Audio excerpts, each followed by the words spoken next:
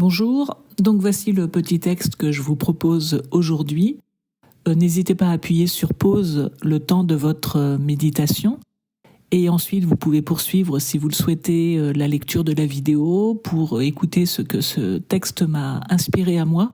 Mais vraiment, ce n'est pas une obligation, sentez-vous absolument libre. Le plus important, c'est vraiment ce que le texte vous dit à vous. Et si justement vous souhaitez partager, mais là non plus ce n'est pas une obligation, faites-le en toute liberté si vous le désirez. Donc si vous souhaitez partager ce que le texte vous a inspiré, n'hésitez pas à le faire en commentaire. C'est vraiment toujours inspirant de voir à quel point l'Évangile parle à chacun de manière très personnelle. Donc n'hésitez pas.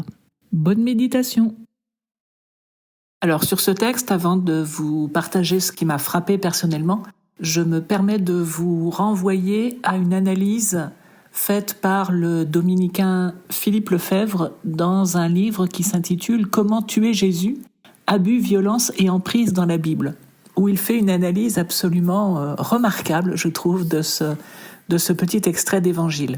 Donc vraiment, n'hésitez pas à acquérir l'ouvrage si vous ne l'avez pas et à lire ce passage, parce que de toute façon, ce passage est brillant, mais tout le livre aussi est brillant. Je suis fan de Philippe Lefebvre. Bon, je ferme la parenthèse. Donc, en ce qui me concerne, moi, ce qui m'a frappé, c'est que d'un côté, on a un homme, mais habité par beaucoup d'esprits, beaucoup de mauvais esprits, et de l'autre, on a beaucoup d'êtres humains, la communauté des Guéraséniens, mais habité par, on dirait, un seul esprit. Et cet état d'esprit de la communauté, je crois qu'on peut la caractériser par une sorte de repli sur elle-même. Il me semble qu'on a ici un exemple de communauté humaine complètement repliée sur elle-même, qui rejette tout ce qui est différent d'elle, qui a peur de tout ce qui est différent d'elle, qui essaie de l'attacher, de le dompter. Dans la traduction d'Ostie, au verset 4, c'est ce verbe qui est utilisé, et personne ne parvenait à le dompter.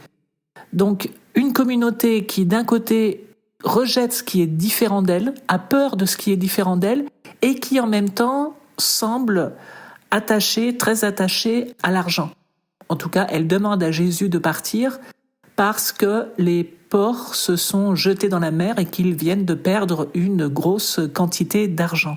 Et puis aussi, quelque part, Jésus est venu perturber leur petit équilibre, parce qu'en fait, il y avait eux d'un côté et puis cet homme qu'ils ont rejeté de l'autre.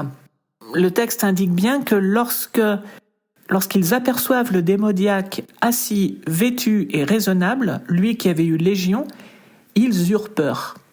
Donc c'est très surprenant. En fait, dans cette communauté, on n'en a pas un seul qui semble éprouver de la compassion pour cet homme qui souffre.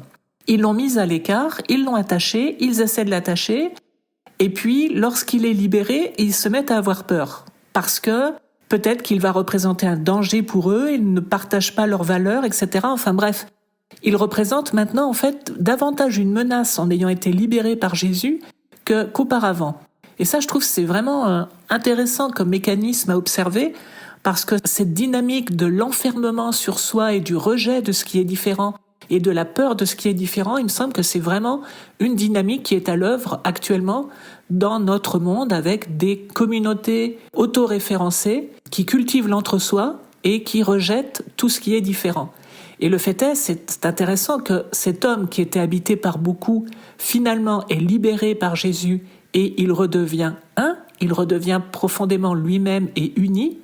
Et puis de l'autre côté, cette communauté qui forme un seul corps, en quelque sorte un seul esprit, une seule manière de voir les choses, ne laisse pas pénétrer Jésus.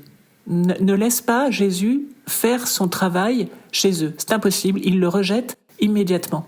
Et je trouve ça intéressant de voir ces deux dynamiques à l'œuvre, avec d'un côté une libération qui s'opère et de l'autre un enfermement sur soi qui se poursuit. Et on peut noter aussi que Jésus est venu dans ce territoire uniquement, visiblement, pour libérer et pour soigner cet homme, puisque une fois qu'il est libéré, il repart. De toute façon, les habitants du lieu le rejettent. Donc, de toute façon, quelque part, il n'a pas le choix. Donc, on voit aussi tout ce que Jésus est prêt à faire pour libérer et guérir des gens qui se laissent aussi, qui sont marginalisés, qui sont mis à l'écart par les autres et qui se laissent approcher par Jésus et qui se laissent guérir.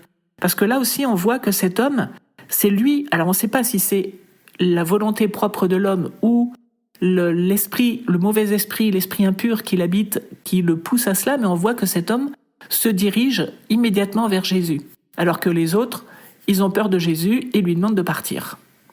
Donc sur ce petit texte-là, je trouve encore qu'il y a beaucoup à méditer, et notamment sur cette dynamique à l'œuvre dans cette communauté enfermée sur elle-même, autoréférencée, qui cultive l'entre-soi, qui rejette tout ce qui est différent et qui refuse l'individualisation et qui refuse le travail de libération qui pourrait s'effectuer en son sein.